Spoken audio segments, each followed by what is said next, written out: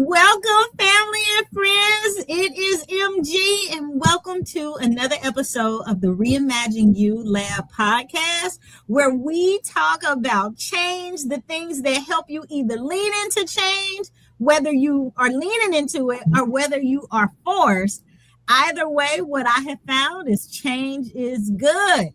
So make sure, if you haven't already, hit the subscribe button. And you guys know every Friday we drop a new episode. And listen, y'all know we are in the TEDx series. So we talking to some amazing folks right now. And tonight is not going to be any different. As a matter of fact, tonight's guest, y'all listen. Let me just tell you. Today's guest has dedicated her life helping people move from conflict to connection, from misunderstanding to clarity. And as a mediator, a leadership coach, and now first-time TEDx speaker, Karla West, come on, reminds us that some of life's most meaningful breakthroughs begin with courage to have conversations that we've been avoiding. So today we're talking about finding your voice, embracing change, and discovering the quiet strength that comes from leading with wisdom and grace.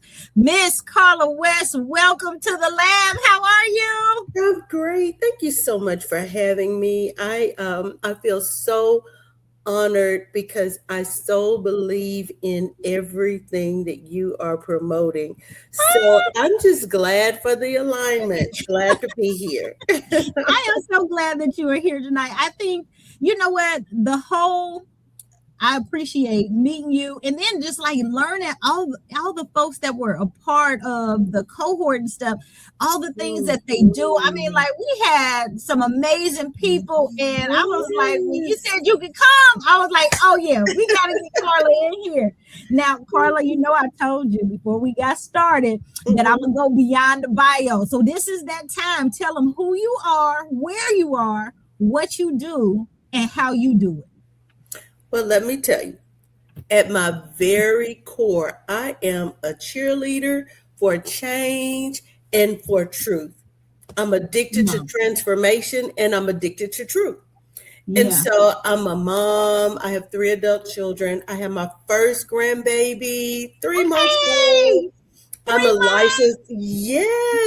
licensed and ordained minister. I'm women's pastor at my church. And of course, like you said, I'm a mediator, arbitrator. I'm a divorce coach and a life coach. And most recently, TEDx speaker. You know, so I'm excited I got that out. So I'm based out of Houston, Texas. And basically what I have always wanted to do is to use my God-given talents and to use my acquired skills and expertise to make whatever I'm involved in better, whether that be someone individually, a club, a group, or whatever. That's what I'm all about. Oh, I love that, Karla. I love that. Okay, let me ask you, before we jump into all the things, what's bringing you joy right now in this season? Anything in particular? Let me tell you, reimagining myself in motherhood 2.0. with my grandchild. I hear that's more fun. I hear that is the most fun. That is bringing me joy. It's also bringing me joy using my voice for people that don't have a voice, and using my voice to encourage people to be better versions of themselves as they see me doing my best to be the best version of myself that I can be today. And then get excited about what's coming. Yeah, girl, I love that. I love that. Now, you know what? Now, we shared this TEDx cohort, third ward, and that experience, what's one thing that about the journey that you say surprised you the most? Anything? I would say honing in on what my talk was really about. Yeah, because I spoke on racism, and tell them your TEDx topic, your topic title. My title was "Raise Your Hand If You're Racist." it speaks to the internal conflict that we have that usually we're not even aware of. So Yeah. again, I'm all about conflict resolution. Mhm. But that internal conflict that you have that's actually magnifying the whole larger scheme of things. We don't Mhm. understand how we may have racist views within us that are perpetuating racist systems. So that's what the whole talk was about. And it took me a while to zone into that because there was so much I wanted to talk about being a divorce coach. You know, Mhm. I wanted to talk about God hates divorce and so do I. I wanted to talk about leadership and just all sorts of things. So that's what surprised me was that Yeah. I was able to take all of these different things that are floating around and Mhm. the help that I needed to draw it in onto what was the primary thing that I wanted to use my voice to say, but Mhm. I also felt God leading me to use my voice to say at this time in history. Yeah. No, you know what? I like it. I think I agree that, it does kind of surprise you how your talk evolves. Hmm. Like the very was your so it sounds like a few people have said that my original talk what didn't end up being my original talk. Like it really did develop over the course of time of working Hmm. on it. Hmm. Was that like that for you too? Very, very true. As I said, the original talk was completely different. I Mm-hmm. went in looking to say one thing, but as we started going and as I started working more in and really examining what was in my head and in Mm-hmm. my heart and making sure that they were matching up Yeah. for Yep. that particular time, then that's how I centered in on speaking about that racism conflict. I love it. I love it. Well, okay, so we're gonna talk some more about Sure. Ted, but like kind of sharing your backstory before you became a mediator or now TEDx speaker, who were you becoming just as a person? So let me tell you, I have been on this earth come next month 59 years, and Wow. I am thankful for everyone. Mm-hmm. Didn't always want all those experiences, but I've learned lessons that I thought I never wanted to learn. Mm-hmm. So in the path that brought me to today, Mm-hmm. the different jobs that I had, the different experiences, the different things that caused me to reimagine who I was, Yeah. so have brought me to a peace within, and I feel myself fortunate to be able to say that I found my life's purpose. Yeah. I've been in ministry for years. I've been in an advocate, a community advocate. I've held a lot of different things, but I Mm-hmm. can finally see now the correlation of all of it and feel comfortable to sit in who I really am. And so That's the a different blessing. jobs and different things that led me to where I am now. Yeah. You know what? It's never like a straight path either. You know how, most people they want to go from A to B really quick. No, you know Right. what? You're gonna circle around, you're gonna go up, you're gonna go down, sideways, diagonal. It's never like this straight line. Were there any early experiences that you can think of or, that taught you the value of listening before speaking? I imagine being a mediator. I always think about like mediators as those as negotiators too. You know what I mean? Like being the Mhm, person to mhm. kind of help smooth out things on both sides. So what kind of taught you or what experience taught you that value? I will tell you one of the biggest experiences that taught me the value of listening Mm-hmm. was when one of the first jobs that I had was as a community outreach worker. And Okay. my boss at the time, she said, you never want to go out into the community telling them what you think they should have. You need Yeah. to listen so they can tell you what they want and what they need. And then you find a way to give it to them. Another thing that very, very early on, um, I've always found myself to be the type of person that wants to esteem someone. I Mm-hmm. always want to make sure that I see people Yeah, and that's so important. and really seeing people requires being able to listen. So Mm-hmm. when I was doing my mediation training, of course, you have to be able to really, really listen. It was easy for me because that's first nature to me to be able to listen to Mm-hmm. people.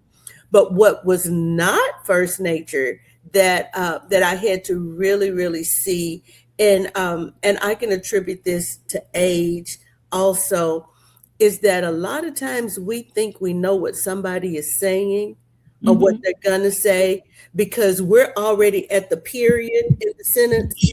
If they're only at the noun, they haven't Uh-huh. even gotten to the verb, and There, we're yeah, already yep. here. So I have learned, let them get to that period, let them get their whole thought out and listen and really, really hear what they're saying. So wisdom taught me to be able to do that because when we're young, let me say it, young and dumb, thinking that we know, Been there. Been wanting there. to jump Yep. up, wanting to do things so quickly. I have learned, and wisdom has taught me, sit back and wait and be patient so you can really, really hear. You can't Mhm. help somebody if you don't see them or if you don't hear them.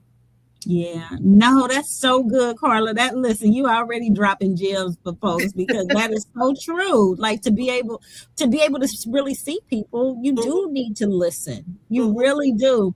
I always think about, when especially when you're talking about in community, and I mhm, used to mhm, work for our local urban league as an mhm. outreach director. And listen, you better listen because Yes. they'll call you out. Some people might call you out on it and be like, "You ain't even Mhm. listening to me." I remember Yes. hearing that a few times in some sessions. So key, girl. That is so quick, so Mhm, key. I always think about. I know that you probably spend a lot of your professional life helping other people navigate like those difficult mhm, conversations. mhm. And what was it when you're thinking about that? What was it like to become the one sharing your own story? Like being able to get on a stage and you taking a glimpse of, what's going on inside of Karla. You know what I Mhm, mean? Because when you mhm. spend a lot of time listening to other people, it's like, oh, Yes. I'm hearing to listen to Karla right now. Yes. So I've always been a pretty transparent person, but Uh-huh. that transparency was being transparent with what I wanted you to see. Yeah. So many times we think we're being transparent, but some of the things that people really need to see are those internal conflicts that we have to deal with. Mhm. And I look, being able to get on that TEDx stage and admit that I use the N word Mhm. and that I would use it routinely, I had Mhm. to sit with that and say, wait a minute, if I'm embarrassed about this or if I'm ashamed for people to hear that openly, then Mhm. right there's something wrong with it.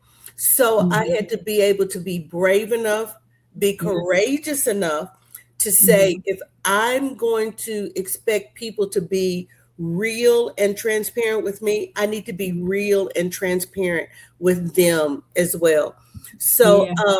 and when you are able to open yourself up in that way Mhm. and treat vulnerability as an Mhm. aid instead of something to avoid, when you learn to be vulnerable and be able to sit in who you are, the good, the bad, and the ugly, Yeah. it invites people to do the same thing. Yeah. Hmm. So that's so good. You know what? Because I was thinking about because I thought about this even for myself, like during the rehearsals, when Hmm. you because remember we had that time where it's like, okay, Yes. you in your groups. And you in your groups, y'all run through your session. You're like, oh Hmm. yeah, okay, I got to do that. And it wasn't that we weren't doing it because everybody I know had been practicing, practicing, Hmm. practicing. Hmm. But now it's like, okay, I've got to live do this right Yes. now in front of my group. And so, like, Yes. was there a moment for you where it felt like you shifted from being something you knew to being something that you owned? You know, like where you just talked about, you know, like, hey, if I, you know, Yeah. I have to sit with this myself and think about it. And then it's like, you know what? I'm not just saying this. This isn't just something I'm saying. Hmm. This is something that I embody. Yeah. The way I like to put it is we have head knowledge and we Mhm. have heart knowledge. And Yeah. bringing them into congruence Hmm. takes a lot of work. Yeah. And sometimes that congruence is right on the eye level. So we have to be able to see ourselves and be Mhm. willing to look at that man in the mirror to be really, really honest about what we're seeing. So, as I said, I had to admit, hey, I will use the N word, but this is why I no longer use it. Mhm. And do you know that it has been times that have come up that I might want to say, you know, You catch yourself. I get that check. I get that same conviction that comes Mhm. back and said, I put this out into the atmosphere. I put this Mhm. out into the world. So I'm going to have to stand by that. Yeah.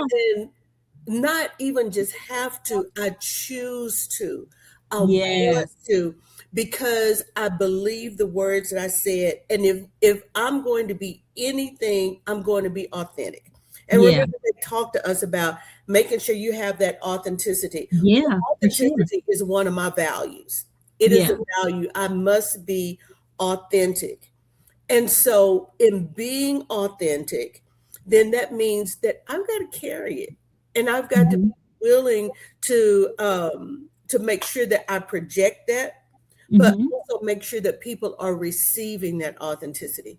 Yeah, no, I love it. And I think I feel like everybody that I've been talking to in one way or another is a little bit different now after the talk than Hmm. they were prior to. Was Yes, that would you say same for you? Okay. yes, yes. I would say so. One, doing a TED talk was always on my bucket list. Yes. So the fact that now that I've taken this out of my bucket, I've checked it off, yeah, that feels great. But the thing about it that has been really validating to me is that I did not realize how it all has culminated into um, walking into this next phase of who I am. Yeah. Yeah. Earlier, you asked me about what brings me joy. Uh, Mhm. and I said quickly, first thing that brings me joy and gives me life is motherhood 2.0, being a grandmother with that Yeah. precious little grandbaby of mine.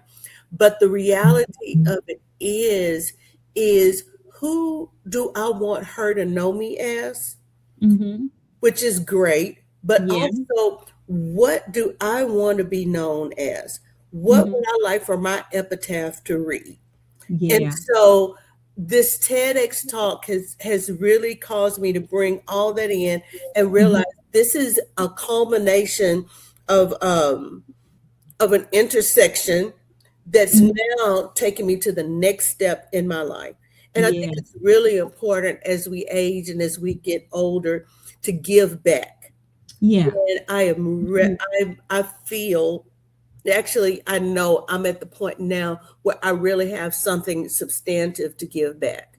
Yeah. Carla, listen, girl, I'm loving and enjoying this because that's so true. Like, okay, this is this is a huge milestone for sure, Hmm. you know, and then but there's still more, right? Like Yes, there's yes. this next place, this next Mhm. wave. So I want to talk a little bit about your signature genius and what you do and your expertise because most people conflicts makes most people uncomfortable, Hmm. right? You Hmm. know, but you lean towards it, you lean into it, you know, I with do. purpose. What do you understand about conflict that the rest of us often miss? Because I know that there's some things that we just miss, you know, like I Mhm. don't even want to get into this, you know, but you help people through that. So what is it that you've learned that we need to know? Let me tell you, conflict is not only good, but it's necessary. Yeah, for If we're sure. going to walk in authenticity, if we're going to be the best versions of ourselves, if we're going to be truly happy and Hmm. joyful, then we have to deal with conflict and we shouldn't avoid it. There are ways to go about resolving conflict. The first place to start is that internal conflict.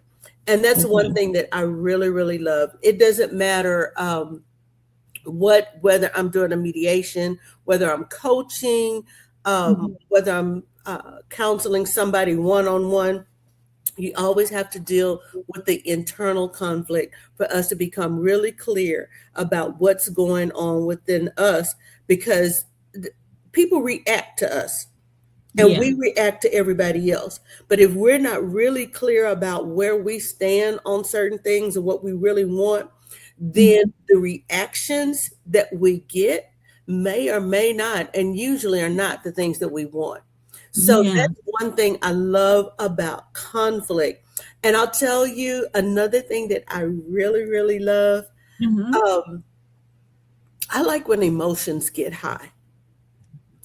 Um, Really? What's so? I Tell me more. do. Let me tell you, when people become angry, when they become enraged, when those tears are flowing and everything is going, I like that because that's when the truth starts coming out. That's when the Yeah. walls come crashing down and your emotions have no other choice but to come flying out. And then that's what I hone in on and that's what I deal with. And Oh, you. I Oh, love that's seeing good. it. I love seeing it. And but I also like diffusing high emotions too, you Yeah. know. So, So so Carla, you, I know you done been in some situations when a couple of people are stuck and maybe they get to those tears and the thing, is the emotions are high and all of that.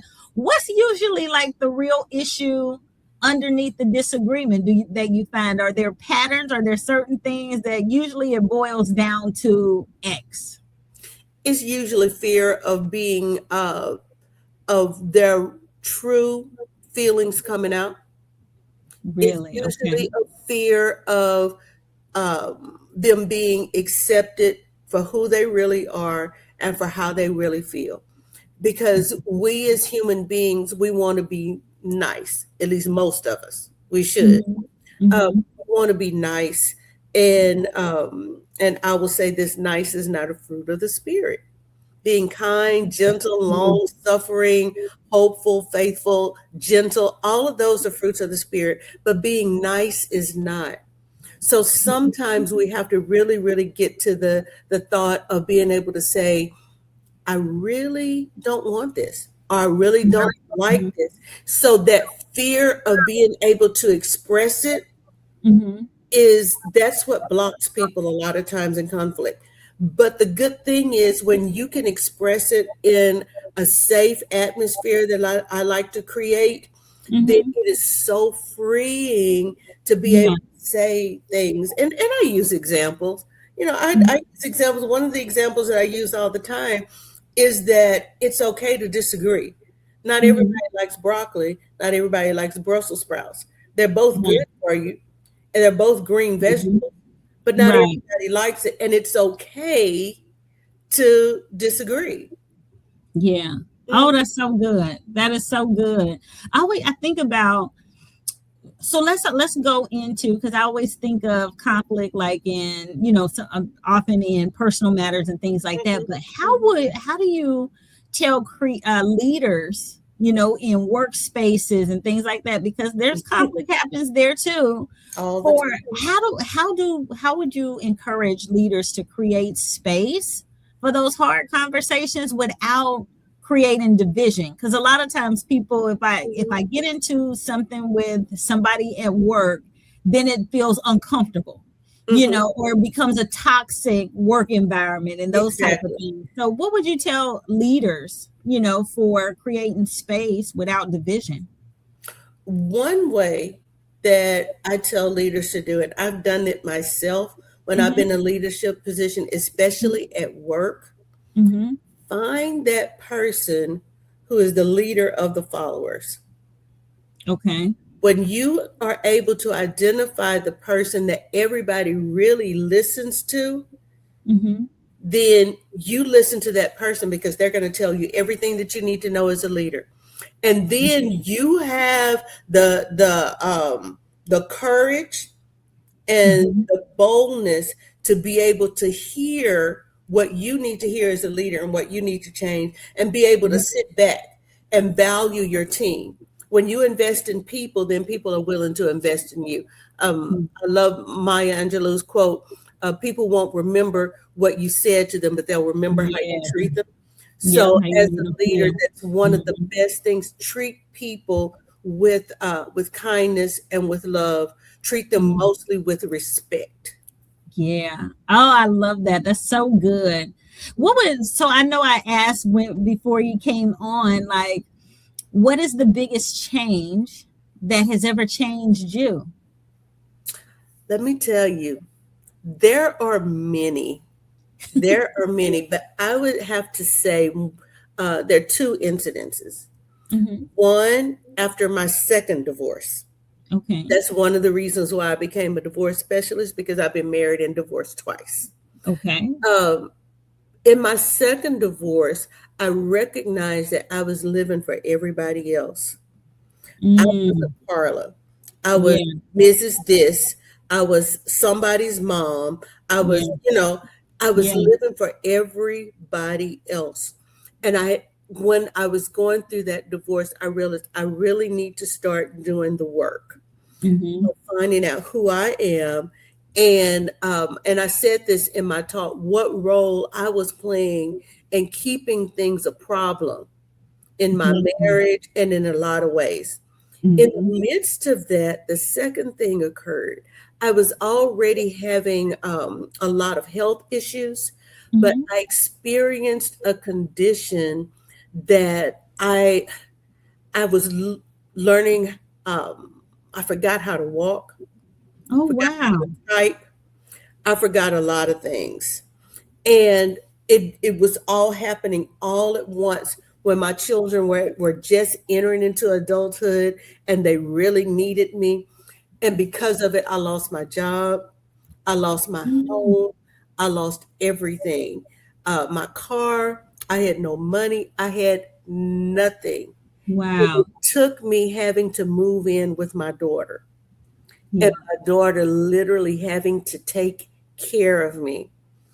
Mm. Um, and that was an humbling experience because I always wanted to be the giver. I was really Yeah. good at being the giver. I was Yeah. good at the one to put the plans together, to control everything, to run everything for everybody else except for Yeah. myself. So when I got into that situation where I could no longer do it, I had to Yeah. allow somebody else. And my daughter did an excellent job of taking care of me.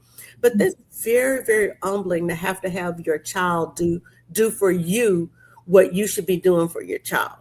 So Yeah. through that experience and having lost everything, hitting my rock bottom, I had nowhere else to go but up. Yeah. So I had to start doing even more work to realize I don't have all the answers. I Mm. don't have it together. And if I don't have it together for myself, I'm not really going to have it together for anybody else. Yeah. So that's Oh, where the real work began. wow. That's you know what? And you back from that. You know what I mean? Mhm, Like you've been mhm, able to change, like you feel like you said we hit a place, a bottom or a low, mhm. but I ain't got nowhere else to go but up. Nowhere else to go but up, girl. And relying totally on God and being Hmm. led by the Holy Spirit, and even Yeah. being challenged in my faith, Yeah. in saying, I had to get to the point where I said, you know what? Well, if I die, if I have to spend the rest of my life not being able to do anything, maybe I can still blink my eyes Yeah. and give praise. And really, it started from there. And there's some things that didn't change. There's some things that I had to realize that I have been doing that have been a part of my core personality from birth, but Hmm. I just was not using them in the way that I should have. I Yeah. wasn't capitalizing on the resources that have been placed in me that built up who I was truly as a person, as part of my temperament, as part of my values and everything. I wasn't using them properly because Mhm. I didn't know that I needed them first. Yeah. Oh, girl, that's so good. Listen, now we might have to come back. We may have to Anytime, come back. anytime. Girl, because that's, you know what, it's that self-awareness and really identifying who we have become, and Yes. is this who I'm going to be, or evolving Mhm. into something new and different, and I finding that worth and those values like you talking about for yourself, Yes. in order to be that best version of yourself.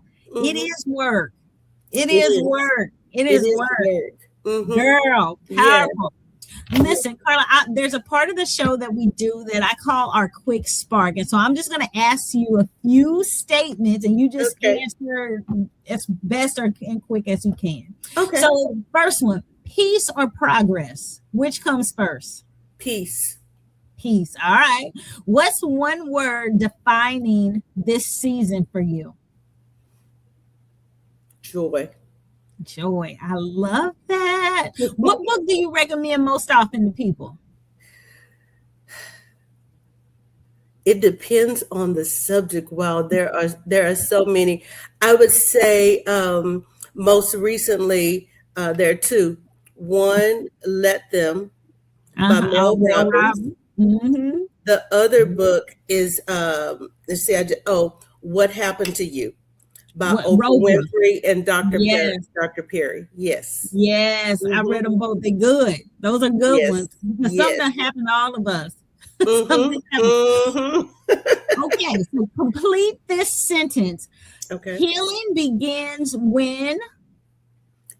Healing begins when I'm willing to face what is making me sick. Ooh, girl, so good. Ooh, I love that.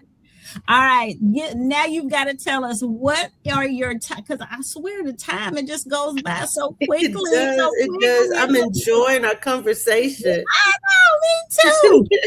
What would be your top? Well, first of all of you listening audience, you have got to connect with Karla. I Mhm. want you guys to learn about her. The description and her website and socials are all in the links below. It is westhoustonmediation.com is her website. Go over there, see what she's doing, how she can help. Because I'm sure there's some of y'all that probably need some mediation, some coaching, some support in whatever you might be going through. Because I know that there's some hard conversations that people need Mhm. to have. Mhm. And Yeah, Carla's and I do conflict coaching as well. yeah, yeah. Y'all see what I'm saying? West Houston Mediation.com. Check out the link in the description. Go over and see Karla. Karla, before you leave the lab, would you tell me what are your top 3 pieces of advice for change makers? My top three pieces of advice is one, determine your values. What is really, really important? What are your core values? Two, determine if you are aligned with those values. If you're not Mm. aligned with those values, get in alignment. And number three, always celebrate the you that you are becoming. Yeah, Invite change, embrace change, and realize that life is really fun. it is. Oh, Karla, it has been so good, girl. So good. Thank you so much for Well, coming thank on you. Thank you and for being having here. me. It's a blessing, and I'm glad. I love that the reimagine you. I love it. Oh, thank you. Everything that you're doing is so needed. Thank you, girl. Listen, we got to change our lives and we can Yes, we reimagine it do. if we want Yes, to. We yes, have yes. permission. Mm-hmm. Well, Karla, it has been a pleasure having you on the show. Listen, know that you have an open invitation anytime you want to come back doing something Thank you. new. You got some engagements or anything that are coming up here in the near future? I actually do. So look out for the book that's coming up. Right now, the working title is Unconflicted. Okay, And unconflicted. Come on now. Unconflicted. And I will be doing workshops on becoming unconflicted. Hey, girl, come on, y'all. Listen, y'all go and sign up. Get on Karla's email list so that you guys, once everything releases, the book, the workshops, you guys can be aligned and get unconflicted too. Karla, I love it. Thank you for being on. Hang with me just a second. Okay. Guys, I always appreciate you tuning in. You guys have been so amazing. Do you know that across all platforms, we have hit 250,000 subscribers? Y'all, come on, give yourselves a hand. I couldn't have done it without you. So thank you so much. And make sure that if you haven't already, definitely click the bell so that you'll get the notification every Friday when the new episode drops. And if you learned something from Miss Karla, she has some nuggets, some gems for us today. Make sure you share this episode with your family, your friends, your neighbors, your colleagues. I know it's some people that got some conflict going on and they need some help working all that out. Karla is available. And I want to thank you again for being on. And I will see you guys next week. Until then, bye-bye.